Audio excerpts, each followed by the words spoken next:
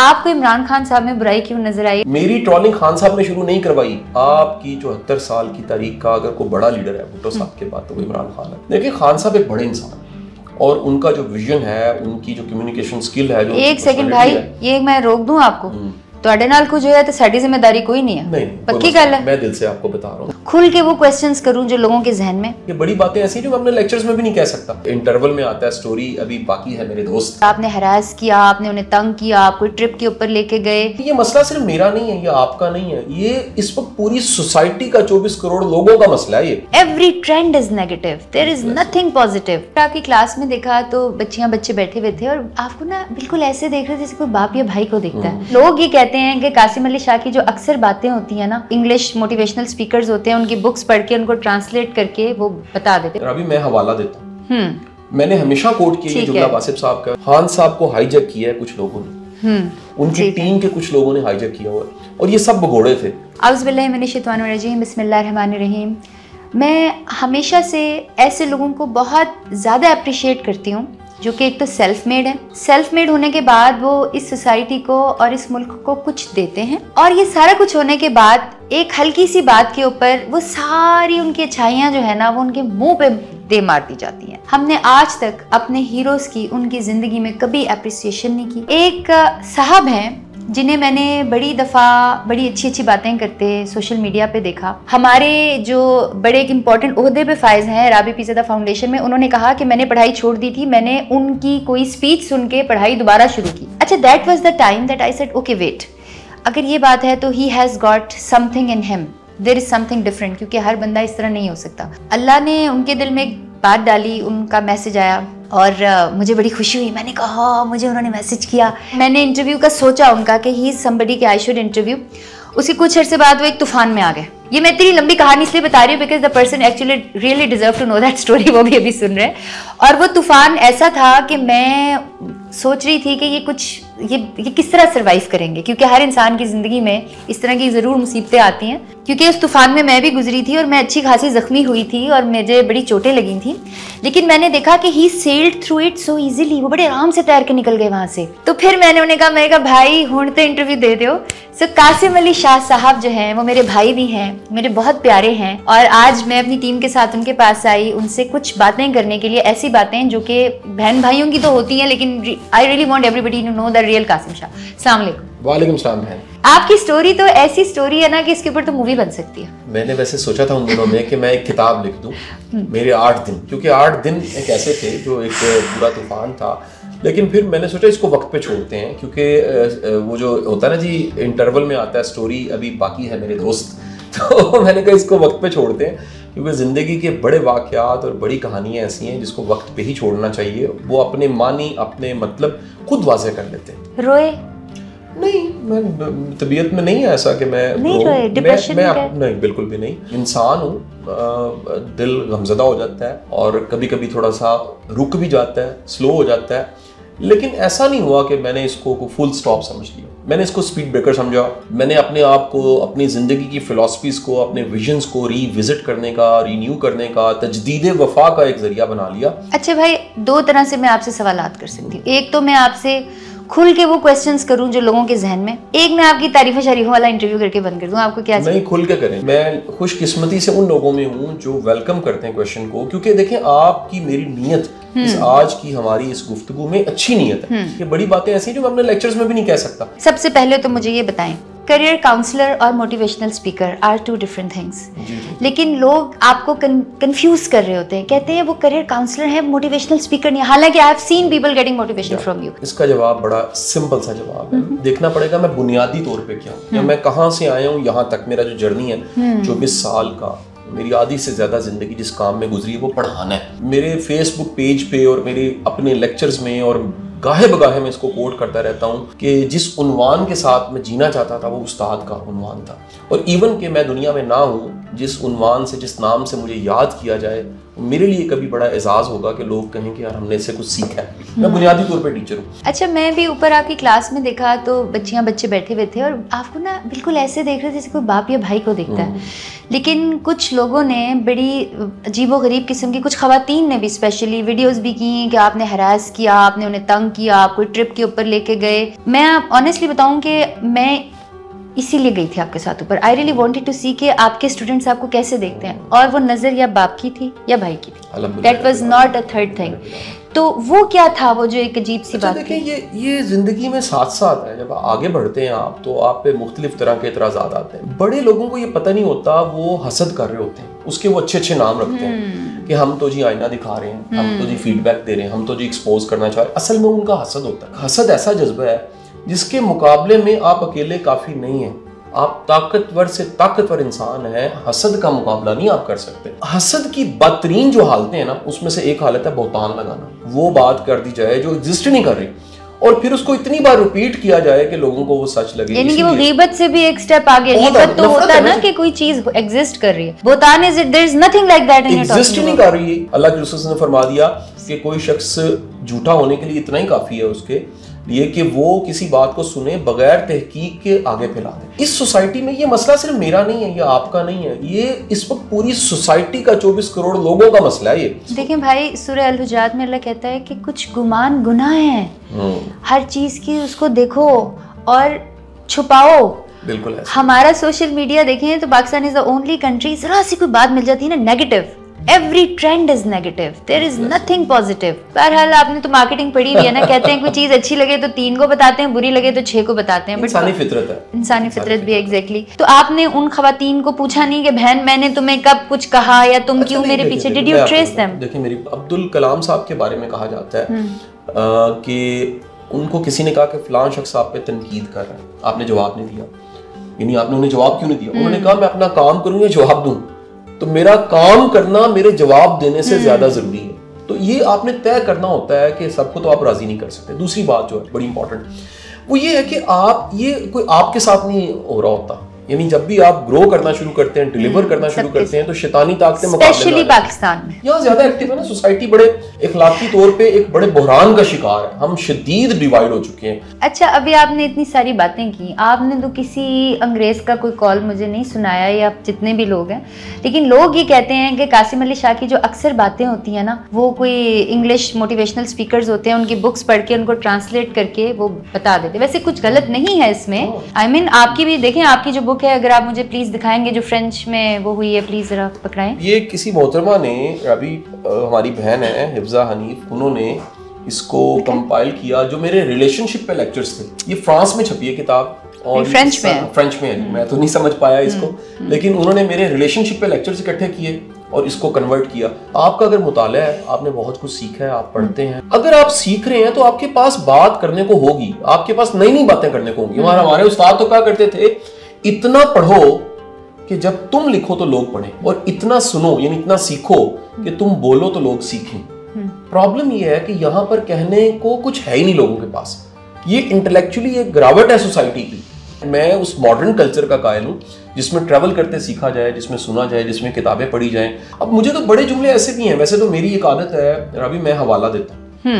मैंने हमेशा कोट किया ये जुमला वासिफ साहब का, मैंने उनसे इसी को शायद लोगों को समझ नहीं आई ना, वो इसी को उल्टा ट्रोल शुरू सोसाइटी ने नेगेटिव एक पहलू देख, कुछ लोगों ने नेगेटिव देखना होता है, पॉजिटिव क्या है। अब वासिफ साहब को अगर मैं कोट करता हूँ तो कितनी दुनिया इन मेरे लेक्चर्स की वजह से वासिफ अली वासिफ से वाकिफ हुई है। अच्छा भाई, भी आपने ये कहा कि लोगों को अगले बंदे में अच्छाई देखनी चाहिए, बुराई नहीं देखनी चाहिए, सॉर्ट ऑफ दीज थिंग्स। लेकिन आपका अगला क्वेश्चन आपको पता है, मैं यही करूंगी कि आपको इमरान खान साहब में बुराई क्यों नजर आई और आपने उनके बारे में नेगेटिव बात क्यों की जब आप लोगों को रोक रहे थे? आपकी 74 साल की तारीख का अगर कोई बड़ा लीडर है भुट्टो साहब के बाद तो वो इमरान खान है। अच्छा, यू एग्री टू दैट? मैंने ये बातें तब भी कही हैं, लेकिन जब गर्द उड़ रही होती है ना, तो उस गर्द में ये नहीं पता लग रहा होता क्या कहा जा रहा है। देखिए, मैं ये कह रहा था, मेरी अगर उस टाइम की आप मेरे इंटरव्यूज नहीं, फिर मैंने बंद कर दिया 3 दिन के बाद, मैंने इंटरव्यूज देने बंद कर दिए। देखिए, खान साहब एक बड़े इंसान है और उनका जो विजन है, उनकी जो कम्युनिकेशन स्किल है, जो एक सेकंड भाई, ये मैं रोक दूं आपको, ਤੁਹਾਡੇ ਨਾਲ कुछ होया तो साडी जिम्मेदारी कोई नहीं है। नहीं, पक्की गल है, मैं दिल से आपको बता रहा हूँ। देखिए, मैं जो है वो मानना चाहिए, क्योंकि आजकल आपको पता है कि कोई ऐसी बात, देखिए जो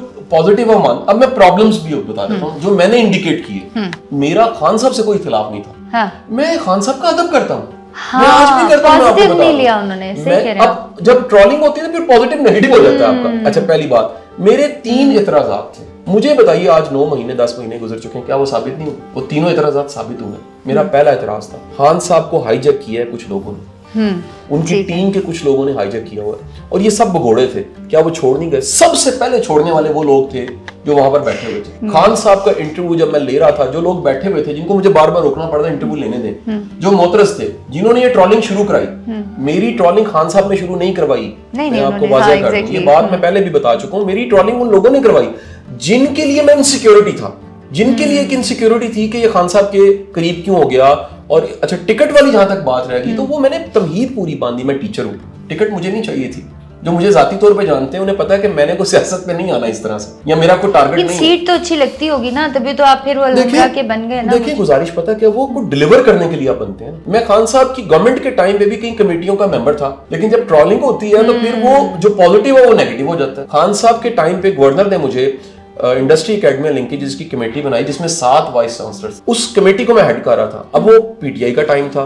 जब ये वाला टाइम आया तो मुझे असाइनमेंट दी सीएम ने कि मैं अलहमरा को ऐड करूं, वो मैंने ऐड किया। अब मैं आगे उससे मूव कर रहा हूं। मैं, मेरा ख्याल है वहां पर भी आइंदा दिनों में आपको नजर नहीं आऊंगा। मेरी कुछ अपनी मसरूफियात। अभी आप अलहमरा में हैं? अभी मैं चेयरमैन हूं, लेकिन मेरी अपनी जिम्मेदारियां बहन इतनी। तो वो जो लोग कह रहे थे कि वो स्टे हो गया और आपको वो, अच्छा, दैट वाज नॉट राइट। बार बार मैं आपको कह रहा हूं कि आपकी ट्रोलिंग का मतलब ये है कि कोई एक झूठ बनाए, उसको इतनी बार रिपीट करें कि वो सच लगे। अच्छा देखिए, अब इसमें हमें ये बात समझनी चाहिए जो मुझे समझ आई भाई की बातों से, कि बजाय कि हम इसको अप्रिशिएट करें कि जब वो इमरान खान के साथ बैठे हैं तो वो ऐसे बैठे जैसे कोई फैन अपने इसके साथ बैठा होता है। जैसे इनके पास अगर कोई आए, बच्चा बच्ची आए, तो वो भी ऐसे बैठेंगे, आई एम मीटिंग हिम।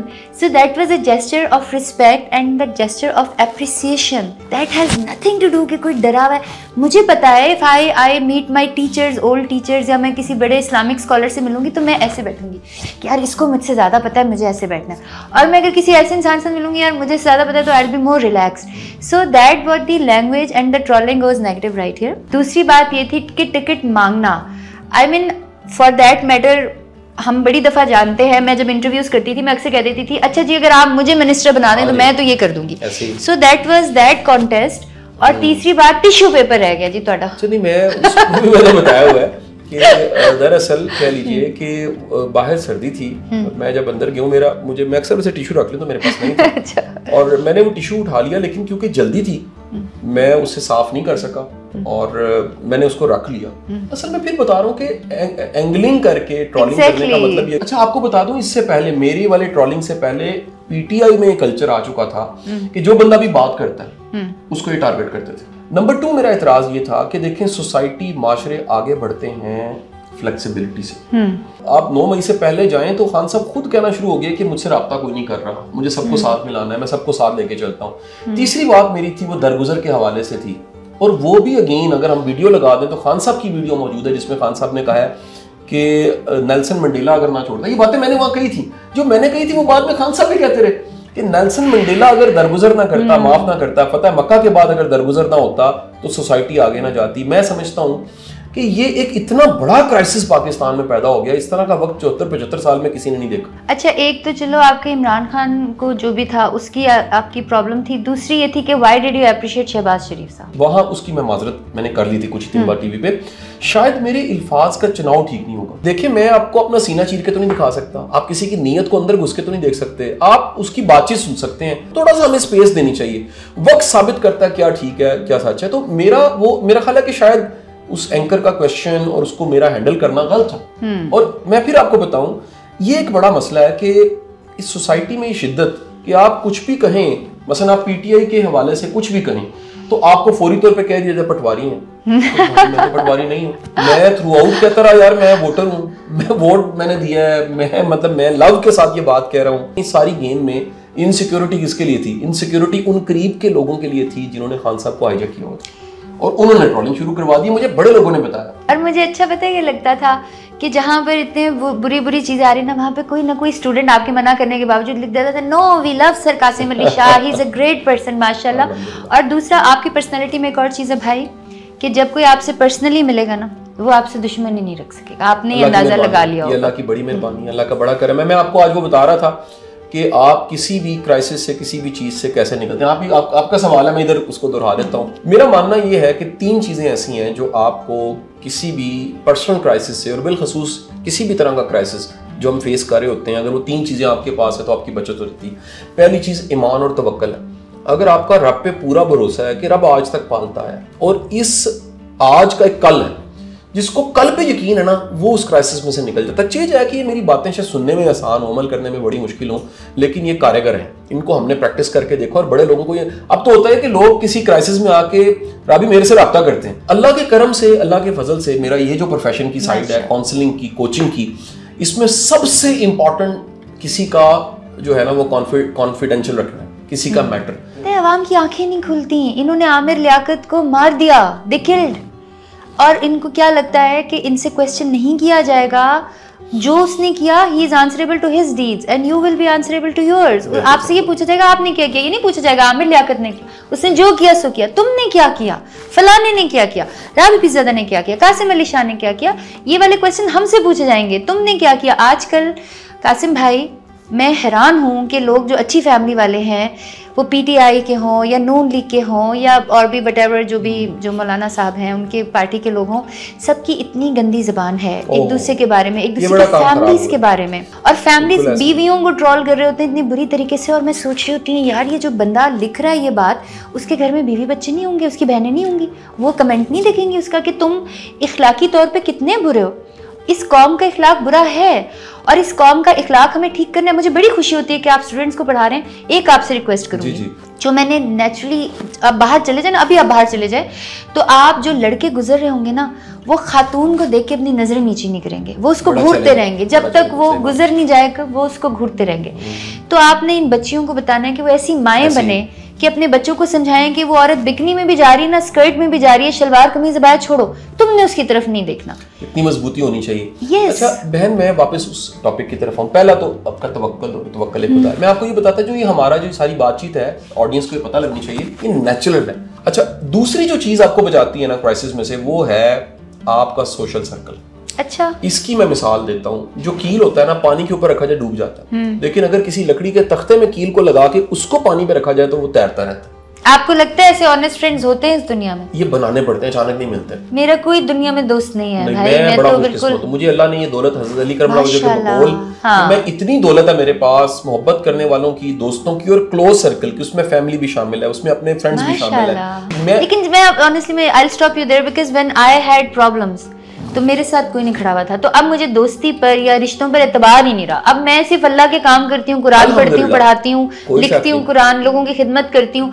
मेरी कोई पर्सनल लाइफ नहीं, मेरा कोई दोस्त नहीं, मैं किसी रिश्तेदार से नहीं मिलती, अपने माँ बाप से मिलती हूँ। वो दे हैव ऑलवेज बीन। ये बुनियादी तौर पे आपकी स्ट्रेंथ है। आप इंट्रोवर्ट होंगी ना जी, कुछ लोग इंट्रोवर्ट अब हो गई हूँ, पहले नहीं थी। एनर्जी मिलती है इंट्रोवर्जन से, लेकिन मैं तो बीमार हो जाऊंगा लोगों का नाम मेरे तो जब तक मैं सोशल नहीं होता, मतलब मेरा तो बस नहीं चल रहा होता। अल्लाह की रहमत से मेरी रवि इतनी सोशल स्किल्स अच्छी हैं कि अगर अनजान रास्ते में जा रहा है ना, तो 5 मिनट के अंदर मैं उससे कनेक्शन बना, और दोस्त बन जाएगा आपका। मैं कहता हूँ दोस्त तो नहीं, लेकिन मेरा कनेक्शन बन जाएगा। दोस्ती एक बहुत बड़ा वर्ड है। तो 2 चीजें होगी जी। पहला तवक्कल, ईमान आपको क्राइसिस में से निकाल देता है। Number 2 social circle. नंबर 3 खिदमत, सेवा। देखें, बला को टालने वाली चीज सदका है, हदीस के अल्फाज हैं। बिल्कुल। और सदका को हम महदूद नहीं कर सकते सिर्फ पैसों तक और रोटी तक और चावल तक और बिरयानी तक। मुस्कुराहट को भी सदका कहा गया। यानी दरअसल किसी के लिए आसानी पैदा करना, किसी को खुशी देना, किसी के लिए कंफर्ट पैदा करना, किसी को कम्प्लीमेंट करना, किसी के लिए कोई क्वेश्चन ऐसा बनाना कि उसको आसानी मिल जाए, ये सदका है। अच्छा, आप मुझे बताएं ना, आपको लेक्चर देते हुए तो पूरी दुनिया हर वक्त देखती रहती है। आपके इतने माशाल्लाह चैनल्स हैं और इतनी ज़्यादा व्यूअरशिप है। मैं तो आपके वो गोल्डन तो सिल्वर बटन ही नहीं काउंट कर सकी माशाल्लाह यूट्यूब के। What is Qasim Ali Shah when he is himself? I mean, आप अपने आप को क्या कहेंगे? आपको बहुत बुजुर्ग से अपने आप को लगता है? आप एक छोटा सा बच्चा सा है जो कि केयर फ्री सा है। What are you actually? अच्छा देखें, गुजारिश ये है, मैं वही हूँ जो बोल रहा हूँ इस वक्त। इस चीज की गवाही नहीं, मैं आपको बड़ी मजे की बात बताऊं। मेरे जो करीब से जानते हैं, मैं फनी हूँ। मतलब ये कोई सीरियस गुफ्तगू तो नहीं है, मैंने कोई ऐसी मुश्किल बात नहीं, यानी कि इतने ही डीप रहते हैं। What do you do for fun? तो आप क्या करते हैं? Any hobby, anything lighter? Learn करता हूँ, सीखता हूँ, कनेक्ट करता हूँ, वो चंद दिन पहले मेरी जो हमशीरा है ना, मेरे साथ उनके बच्चे बैठे हुए थे, उन्होंने पहेलियां पूछनी शुरू की। अच्छा। तो मैं हारी जा रहा था बार बार वो कहे मामू आप हार गए, मामू आप हार गए। तो मैंने अपनी हमशीरा को कहा देखो बच्चों से हारने में भी मजा है, तो मैं इतना बेवकूफ नहीं हूँ कि मैं जीत जाऊं।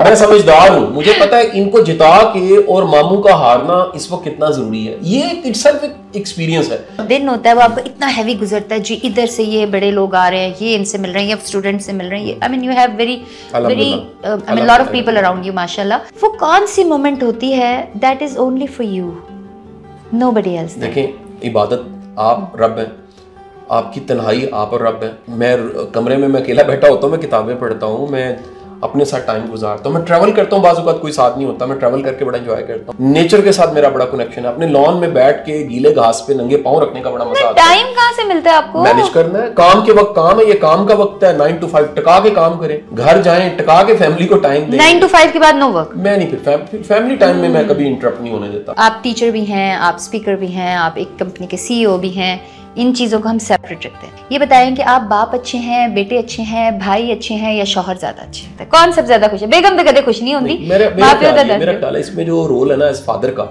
वो मैं इसलिए कहूंगा अच्छा है कि उसमें मेरा एक्सपोजर दुनिया के साथ बड़ा है। तो ये एक जो फादर वाला रोल है, कंप्लीमेंट करना है, कंफर्ट देना है, साथ रहना है, उनकी मुश्किलों को आसान करना है, अच्छा ओवर पैम्पर भी नहीं करना, जो रियल चैलेंज है उसके बारे में बताना है, वैल्यूज सिखानी है, और नंबरों की रैट रेस के पीछे नहीं भगाना। मैं खुदा के लिए आप सबसे सुनने वालों से रिक्वेस्ट करूंगा, अपने बच्चों को सिर्फ रट्टू तोते ना बनाएं। अच्छा, आप पूरी दुनिया के बच्चों को बताते हैं, मैंने आपको, मुझे याद आ गया, एक नजर से गुजरा था कि 4 घंटे से ज्यादा मोबाइल यूज करो तो तुम एडिक्ट हो। आपका मोबाइल का स्क्रीन टाइम 4 घंटे ज्यादा होता है? मेरा एवरेज जो पिछले हफ्ते का है वो मैं बताता हूँ आपको, वो था तकरीबन 3 घंटे 40 मिनट का। बच गए। नहीं, मैं बताता हूँ अब है क्या।